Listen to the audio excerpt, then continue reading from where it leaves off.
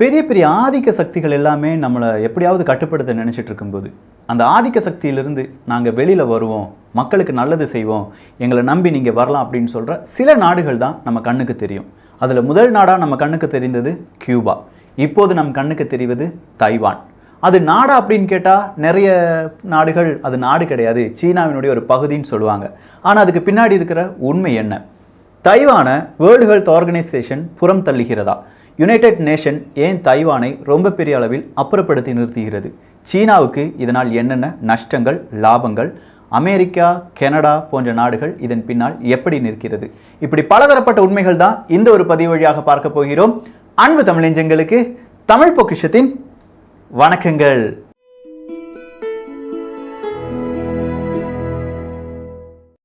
இந்த வீடியோக்கு title fraud number 1 அப்படிங்கிறது தான்.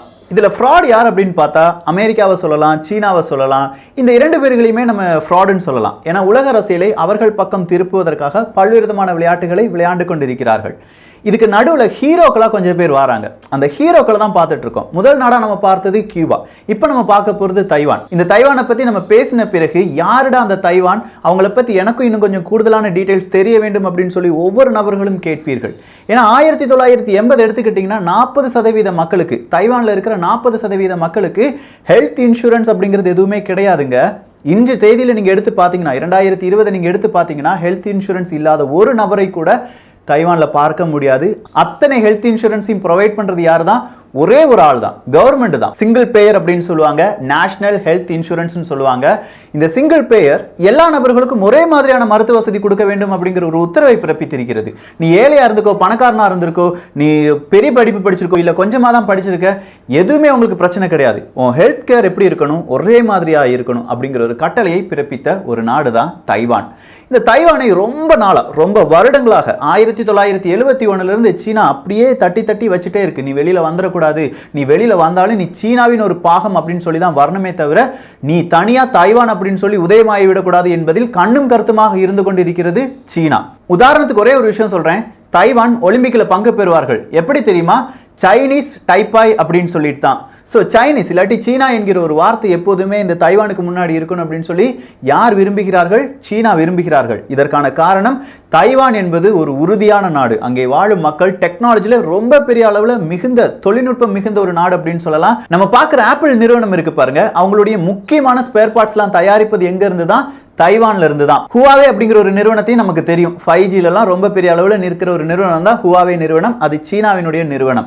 அந்த நிறுவனம் HTC அப்படிங்கிற வேறொரு நிறுவனத்தினுடைய சில விதமான தொழில்நுட்பங்களை களவாடியது அப்படிங்கிறது எத்தனை பேருக்கு தெரியும்? இந்த HTC என்பது யாருடையதுன்னு நினைச்சா தைவானுடையதான். ஸோ அந்த அளவுக்கு தைவானை ரொம்ப பெரிய அளவில் கட்டுப்பாட்டில் வச்சிருக்காங்க. நீ ஒலிம்பிக்கில் பங்கு பெறக்கூடாதுன்னு சொன்ன பிறகு ரொம்ப பெரிய ஒரு சட்ட போராட்டத்துக்குலாம் பிறகுதான் சைனீஸ் டைப்பே அப்படிங்கிற ஒரு பேர் வைத்துக்கொள் என்கிற பலவிதமான கட்டளைகளையும் நிர்பந்தங்களையும் சீன அரசாங்கம் செலுத்துகிறது. இதே சீன நாட்டில் ரொம்ப பெரிய அளவில் கொரோனா வைரஸ் பாதிப்பு அடைஞ்சிருச்சு அப்படின்னு சொன்ன உடனே எல்லாருமே என்ன சொன்னாங்க தெரியுமா? தைவான் ரொம்ப பெரிய அளவில் அடி வாங்க போகிறது, தைவான் ஐயோ பாவம் அப்படின்னு சொல்லிட்டு இருந்தாங்க. ஜான்ஸ் ஹாப்கின்ஸ் அப்படிங்கிற ஒரு நிறுவனம் கேட்ஸ் ஃபவுண்டேஷன் கூடலாம் சேர்ந்து ஒரு சிமுலேஷன் நடத்தினாங்க அப்படிங்கிறத நம்ம பார்த்தோம்ல. அவங்களுடைய லிஸ்டிலும் தைவான் 2வது இடத்தில் இருந்தது. ஒரு வைரஸ் பரவியது என்றால் தைவான் தான் ரொம்ப பெரிய வீழ்ச்சியை சந்திக்கும் அப்படின்னு சொன்னாங்க. அத்தனை நபர்களுடைய அந்த ப்ரெடிக்ஷன்ஸ் எல்லாமே தவிடுபடி ஆக்கியது தைவான். ஒரு நேரத்தில் தைவானுக்கும் ஆஸ்திரேலியாவுக்கும் ஒரே நேரத்தில் கொரோனா வைரஸ் பரவுகிறது. இன்றைய தினத்தை நீங்க எடுத்து பார்த்தீங்கன்னா ஆஸ்திரேலியாவில் கிட்டத்தட்ட 5000க்கும் மேற்பட்ட நபர்களுக்கு இந்த கொரோனா வைரஸ் பாதிப்பு இருக்கு. ஆனால் தைவான் எடுத்து பார்த்தீங்கன்னா வெறும் 379 நபர்களுக்கு. இதனால் வரையிலும் இந்த 3 மாதங்களில் வெறும் 379 நபர்களுக்கு தான் இந்த கொரோனா வைரஸ் பாதிப்பு இருப்பது என்பது தெரிய வந்திருக்கிறது. 5 நபர்கள் தான் இறந்திருக்கிறார்கள். ஸோ இந்த கொரோனா வைரஸை தைவான் இவ்வளவு பெரிய அளவில் கட்டுப்படுத்தி இருக்கிறது அப்படின்னா இந்த தைவானுக்கும் வேர்ல்டு ஹெல்த் ஆர்கனைசேஷனுக்கும் நல்ல ஒரு கனெக்ஷன் இருக்கு அப்படின்னு கேட்டா, வேர்ல்டு ஹெல்த் ஆர்கனைசேஷன் ஒரு பூச்சி, ஒரு எறும்பை பார்ப்பது போல கூட தைவானை பார்க்கவில்லை. இத்தனைக்கும் வேர்ல்டு ஹெல்த் ஆர்கனைசேஷன் சீனாவிடம் இருந்து கொஞ்சம் ரிப்போர்ட்டை வாங்கி இந்த வைரஸ் மனிதனிடமிருந்து வேறொரு மனிதனுக்கு பரவாது அப்படிங்கிற ஒரு ரிப்போர்ட்டை ட்விட்டர் வழியாலாம் பகிர்கிறார்கள்.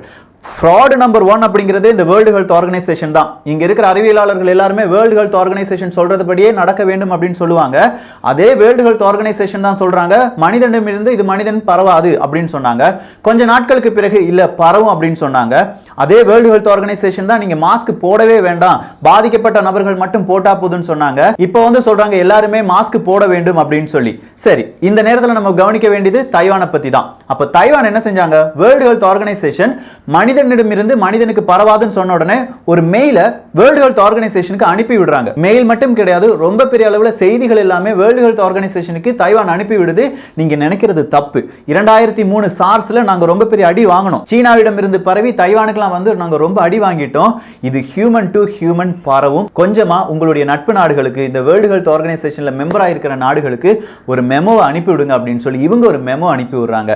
அந்த மெமோ எங்களுக்கு கிடைச்சிருச்சுன்னு சொல்லி வேர்ல்டு ஹெல்த் ஆர்கனைசேஷன் சொன்ன பிறகும் அதை எந்த ஒரு நாட்டுக்கும் அனுப்பாமல் பாதுகாத்தது இல்லாட்டி நெக்லெக்ட் பண்ணது இந்த வேர்ல்டு ஹெல்த் ஆர்கனைசேஷன் தான். அன்றைக்கே தைவான் இப்படி சொல்லுது அப்படின்னு சொல்லி ஒரு வார்த்தையை வெளியில் சொல்லியிருந்தால் கூட நிச்சயம் இத்தனை நாடுகளுக்கு இது பெரிய ஒரு பாதிப்பை ஏற்படுத்தி இருந்திருக்காது. ஏன்னா எல்லாருமே கேஷுவலா இருந்துட்டாங்க. வேர்ல்டு ஹெல்த் ஆர்கனைசேஷன் சொல்லிட்டாங்க மனிதனிடமிருந்து மனிதனுக்கு பரவாது, சோ நாங்க சோ ஹாப்பி ஆனாச்சு அப்படின்னு சொல்லி இருந்துட்டாங்க. சரி, அதே வேர்ல்டு ஹெல்த் ஆர்கனைசேஷன் மாஸ்க் போட வேண்டாம்னு சொல்லும்போது தைவான்காரங்க சொல்றாங்க மாஸ்க் போடுங்க பிரதர்ஸ், இல்லாட்டி உங்களால எஸ்கேப் ஆக முடியாதுன்னு சொல்லி அவங்க நாட்டில் எல்லாருக்குமே மாஸ்க் ப்ரொடியூஸ் பண்ணி எல்லா நபர்களுக்கும் ஃப்ரீயா மாஸ்க் கொடுக்குறாங்க. அப்படி மாஸ்க் கொடுத்தவங்க பல உலக நாடுகளுக்கு சொல்றாங்க உங்களுக்கு மாஸ்க் இல்லைன்னா என்கிட்ட வந்து கேளுங்க, நான் உங்களுக்கு மாஸ்க் ப்ரொடியூஸ் பண்ணி தரேன் அப்படின்னு சொல்லியிருக்காங்க. நேற்றைய செய்தியில கூட நம்ம பார்த்தோம், கிட்டத்தட்ட 1 கோடி மாஸ்க், அதுல 70 லட்சம் மாஸ்க்குகளை ஐரோப்பிய ஒன்றிய நாடுகளுக்கும் 30 லட்சம் மாஸ்க்குகளை அமெரிக்காவுக்கும் ஏற்றுமதி செய்தது தைவான், அதுவும் ஃப்ரீயா. நான் ஃப்ரீயான்னு சொல்றது அடிக்கோல் இட்டுக்கோங்க, ஃப்ரீயா. ஏன்னா இத்தாலிக்கு சீனா ஃப்ரீயா மாஸ்க்குகளை கொடுத்தார்கள் அப்படிங்கிற ஒரு செய்தியை பார்த்தோம். நேத்து இத்தாலி வேறொரு செய்தியை வெளியிட்டு இருக்கிறார்கள், எங்களுக்கு சீனா ஃப்ரீயாலாம் தரல, காசு நாங்க கடனுக்கு தான் வாங்கிட்டு இருக்கோம். சோ கடனுக்கு கொடுக்கிற சீனாவை பத்தி பெருசா பேசுற நம்ம ஃப்ரீயா கொடுக்கிற தைவானை பத்தி பேச மாட்டோம். அதுக்கு பின்னாடி சீனா என்கிற ஒரு அசுர சக்தி இருக்கிறது. ஒன் வேர்ல்ட் ஆர்டர் அப்படின்னு சொல்லும்போது ஒன் வேர்ல்ட் ஆர்டர், ஒற்றை ஆட்சி அப்படின்னு நம்ம நினைச்சிட்டு இருக்கோம். சீனாக்காரன் என்ன தெரியுமா நினைச்சிட்டு இருக்கான், ஒன் சீனா அப்படிங்கறது நினைச்சிட்டு இருக்கான். அதாவது இந்த உலகத்தில் சீனா என்பது ஒற்றை நாடாக இருக்க வேண்டும். தைவான், ஹாங்காங் இப்படி எல்லா நாடுகளையும் சேர்த்து ஒரு மிகப்பெரிய ஒரு ராஜ்யமாக சீனா மாற வேண்டும், சீனாவின் கீழ் இந்த உலகம் வர வேண்டும் அப்படின்னு சொல்லி அவன் நினைச்சிட்டு இருக்கான். இதுவும் ஒன் வேர்ல்ட் ஆர்டர் தான். சோ தைவான் எந்த அளவுக்கு இதுல எஸ்கேப் ஆனாங்க அப்படிங்கறத பார்த்தோம். மாஸ்க் போட வேண்டாம்னு சொல்லும்போது அவன் மாஸ்க் போட்டான். மனிதனிடமிருந்து மனிதனுக்கு பரவும் அப்படின்னு சொன்ன உடனே இவங்க என்ன செஞ்சாங்க, வேர்ல்டு ஹெல்த் ஆர்கனைசேஷன், அமெரிக்கா போன்ற நாடுகள் சீனாவுக்கு யாரும் போகாதீங்க வராதீங்க அப்படிங்கிற ஒரு கட்டளையை தான் பிறப்பித்தார்கள். தைவான் நாட்டவர்கள் அப்படி செய்யல.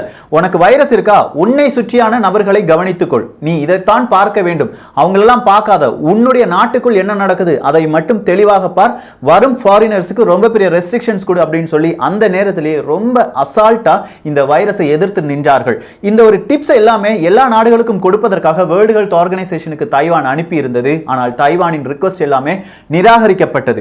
காரணம் என்ன தெரியுமா, வேர்ல்டு ஹெல்த் ஆர்கனைசேஷன்ல தைவான் ஒரு நாடாகவே, ஒரு அங்கீகரிக்கப்பட்ட நாடாகவே இல்லை. 2016 வரை ஒரு அப்சர்வரா இருந்தாங்க. வேர்ல்டு ஹெல்த் ஆர்கனைசேஷன்ல ஏதாவது மீட்டிங் நடந்தா என்ன மீட்டிங் நடக்குது, ஓகே இந்த மாதிரியான ஐடியா கொடுக்கலாமா இப்படிங்கிற ஒரு இடம் யாருக்கு கொடுக்கப்பட்டது, தைவானுக்கு கொடுக்கப்பட்டது. ஆனால் 2016க்கு பிறகு அதுவும் தைவானிடம் இருந்து பறிக்கப்பட்டது.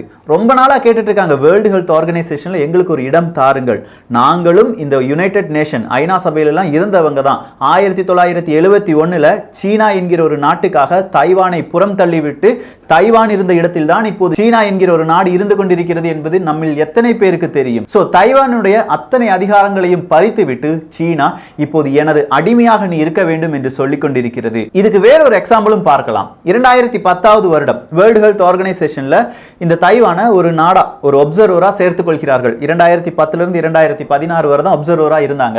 எப்படி சேர்த்துக் கொண்டார்கள் அப்படின்னு கேட்டா, தைவான் என்கிற ஒரு நாடாக சேர்த்துக் கொள்கிறோம் அப்படின்னு சொல்ற அளவுக்கு பெரிய அளவில் பேசப்பட்டாலும் ஒரு சீக்ரெட்டான இல்லாட்டி வேர்ல்டு ஹெல்த் ஆர்கனைசேஷன்ல இருந்து லீக் ஆன ஒரு மெசேஜ் என்ன தெரியுமா சொல்லிச்சு, இந்த தைவான் என்பது சீனாவினுடைய ஒரு மாகாணம் தான் என்பதை நாங்கள் உறுதிப்படுத்திக் கொள்கிறோம் அப்படின்னு சொல்லி தைவான் அரசியல்வாதிகளே கையெழுத்து போட்டிருந்தார்கள். அந்த அளவுக்கு தைவான் மீது இன்ஃப்ளூயன்ஸ் செய்திருந்த நாடுதான் இந்த சீனா.